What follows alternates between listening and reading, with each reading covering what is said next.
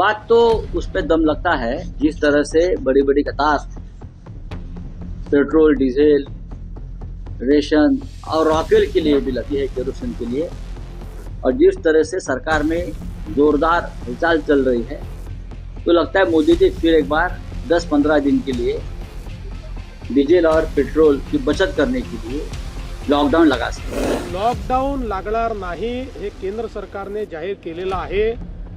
जे लोक अशा अफवा पसरवता आहेत त्या सगळ्या लोकांवर फौजदारी कारवाई केली जाईल.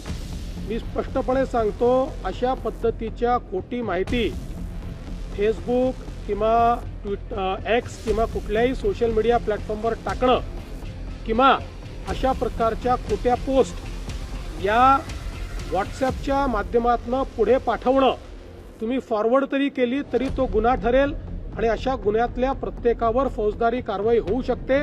त्यामुळे मी सर्वांना या ठिकाणी स्पष्टपणे सांगतोय की खोट्या अफवा पसरवू नका, नाहीतर फौजदारी कारवाईला सामोरं जावं लागेल.